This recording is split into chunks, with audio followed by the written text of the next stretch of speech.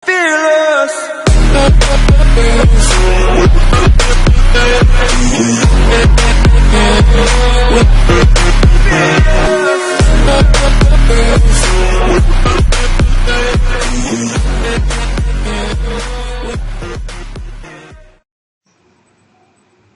Halo anak-anakku yang terkasih, siswa-siswi kelas 12. Bagaimana kabar kalian hari ini? Saya harap hari ini kalian semua dalam keadaan yang sehat, keadaan yang senang dan bahagia. Hari ini, jumpa lagi dengan saya, Ibu Siska. Kita akan belajar mengenai modus data berkelompok. Namun, sebelum kita belajar, marilah kita bersama-sama berdoa agar pembelajaran kita pada pagi hari ini dapat berjalan dengan baik. Mari kita berdoa. Anak-anak yang terkasih, seperti yang sudah saya sampaikan sebelumnya, pada hari ini kita akan belajar bagaimana menentukan modus data berkelompok. Adapun tujuan pembelajaran untuk hari ini, setelah mempelajari bab ini, siswa diharapkan dapat menentukan modus data berkelompok yang disajikan dalam bentuk tabel distribusi frekuensi, menentukan modus data berkelompok yang disajikan dalam bentuk histogram.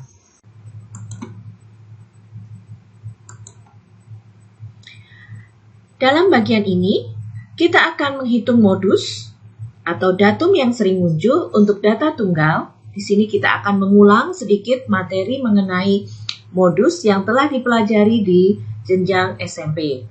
Dan data berkelompok dalam bentuk tabel distribusi frekuensi maupun histogram. Baiklah, sekarang kita akan mengingat kembali bagaimana menentukan modus dari data tunggal. Modus dari data tunggal adalah datum yang sering muncul atau datum dengan frekuensi terbesar. Nilai modus mungkin tidak ada, satu buah, atau lebih. Perhatikan contoh berikut. Tentukan modus dari data berikut ini. Pada soal A, kita memiliki angka 3, 4, 5, 5, 5, 6, 7. Pada data B, kita memiliki 6, 6, 7, 7, 8, 8, 9, 10. Dan pada data C kita memiliki 5, 5, 7, 7, 9, 9. Jika kita perhatikan, pada data A, angka 5 adalah nilai yang sering muncul, yaitu sebanyak 3 kali. Maka dapat dikatakan modus dari data A adalah 5. Pada data B, nilai yang sering muncul adalah 6, 7, dan 8, yaitu masing-masing muncul sebanyak 2 kali. Maka modus dari data tersebut ada 3 buah, yaitu 6, 7, dan 8. Untuk data C, karena semua nilai munculnya seimbang, yaitu sebanyak 2 kali, maka dikatakan data itu tidak mempunyai modus atau modusnya tidak ada. Nah, bagaimana? Apakah kalian sudah mengingat apa yang dimaksud dengan modus dari data tunggal? Kalau sudah ingat, mari kita lanjutkan ke materi berikutnya.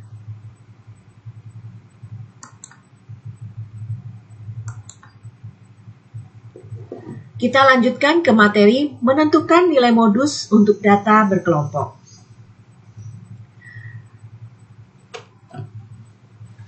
Nilai modus data berkelompok berbentuk tabel distribusi frekuensi ditentukan oleh formula berikut ini. MO sama dengan LO ditambah F0 ditambah F-1 per 2F0 dikurang F-1 dikurang F plus 1 dikali C. Nah, Ini adalah formula untuk menentukan modus pada tabel distribusi frekuensi. Nah, keterangannya sebagai berikut. LO ini adalah tepi bawah kelas modus. MO itu adalah modus. C panjang kelas. F0 ini adalah frekuensi kelas modus. F-1 ini adalah frekuensi kelas sebelum kelas modus. Dan F+1 adalah frekuensi kelas sesudah kelas modus. Nah, sekarang bagaimana kita menggunakan formula ini?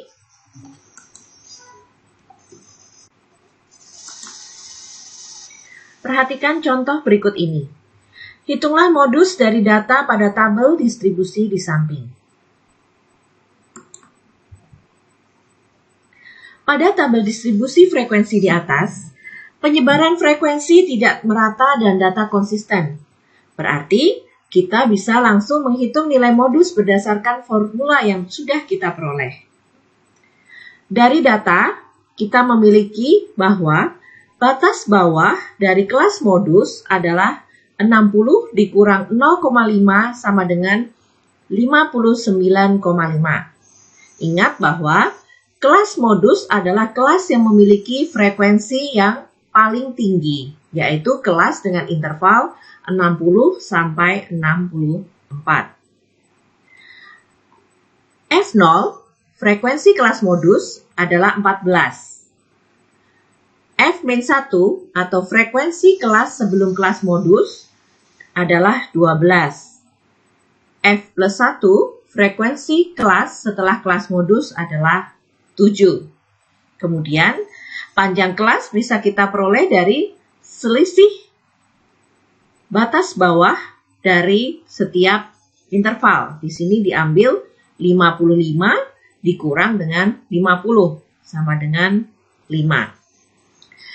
Ketika kita masukkan apa yang kita ketahui ke dalam formula, maka kita akan peroleh modus dari data pada tabel distribusi di samping adalah 60,6.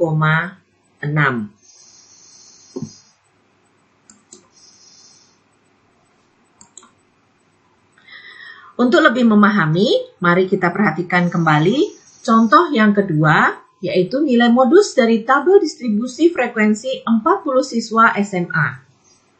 Di sini adalah tabel distribusi tinggi badan. Karena penyebaran frekuensi tidak merata dan data tinggi badan konsisten, berarti tepi bawah kelas modus adalah 139 dikurang 0,5 sama dengan 138,5. Frekuensi kelas modus atau F0-nya adalah 12. Frekuensi kelas sebelum kelas modus adalah 8.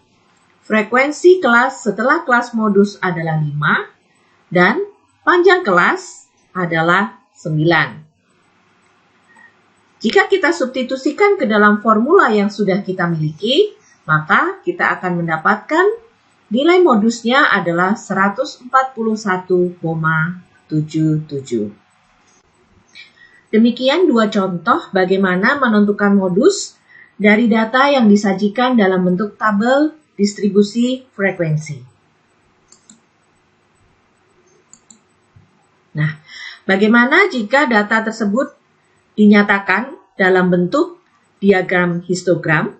Nah, penentuan nilai modus dari data yang disajikan dalam bentuk histogram ditentukan oleh formula berikut. M0 sama dengan L0 ditambah dalam kurung delta 1 per delta 1 ditambah delta 2 dikali dengan C, di mana L0 adalah tepi bawah kelas modus, delta 1 adalah selisih dari frekuensi kelas modus dengan frekuensi sebelum kelas modus, delta 2 adalah selisih frekuensi kelas modus dengan frekuensi kelas setelah kelas modus, sedangkan C adalah panjang kelas. Dalam pasal ini, kita akan membahas tentang perhitungan nilai modus berdasarkan tabel pembentukan diagram histogram dan diagram histogramnya.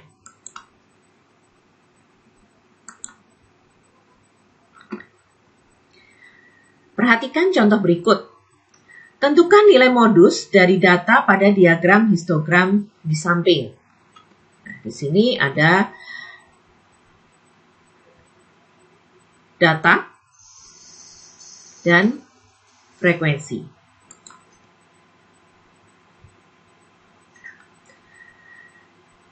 Perhatikan batang terpanjang dan 2 batang sebelum dan sesudahnya. Nah, di sini batang yang terpanjang itu adalah yang memiliki frekuensi 15 dan ada 2 batang sebelum dan sesudahnya yang memiliki frekuensi 9 dan 11.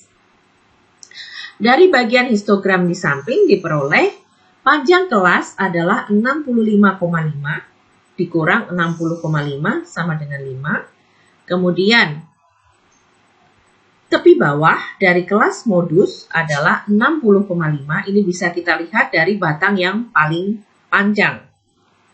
Di sini tepi bawahnya adalah 60,5.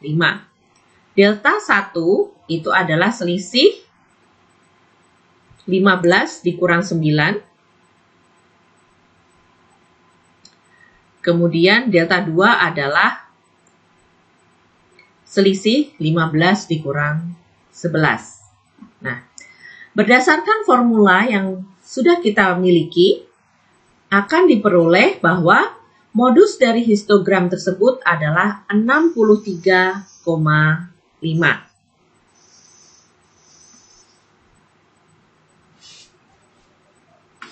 Nah, demikian satu contoh bagaimana menghitung nilai modus dari diagram histogram. Nah, setelah Ananda memperhatikan penjelasan bagaimana menentukan modus dari data yang disajikan dalam bentuk tabel distribusi frekuensi dan data yang disajikan dalam bentuk diagram histogram, mari kita menguji pemahaman Ananda. Nah, untuk menguji pemahaman Ananda, silakan Ananda mengerjakan soal dari buku paket Erlangga karangan Sukino, LKS 5 bagian B pada halaman 93 dan 94, nomor 1, 3, dan 5. Nah, bagi Ananda yang tidak memiliki buku atau belum membawa buku, silahkan Ananda bisa melihat soal pada tayangan berikut. Nah, ini adalah soal dari buku paket Erlangga, halaman 93 sampai 94, nomor 1, 3, dan 5. Selamat mencoba, selamat belajar. Jika ada kesulitan, Ananda boleh bertanya secara langsung dengan menghubungi saya. Terima kasih.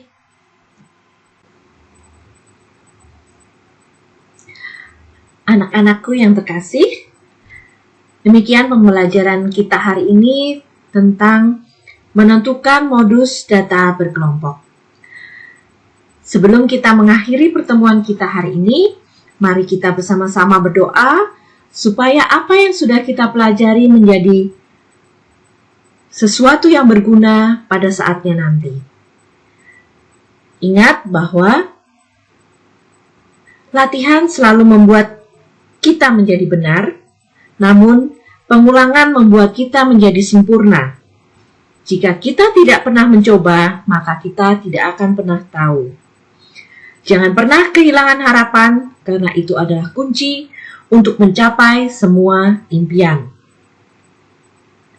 Jangan pernah menyerah, permulaan selalu yang paling sulit. Namun, sedikit kemajuan setiap hari dalam diri Anda adalah tambahan untuk hasil yang besar. Tetap semangat anak-anakku, sampai jumpa di pertemuan berikutnya.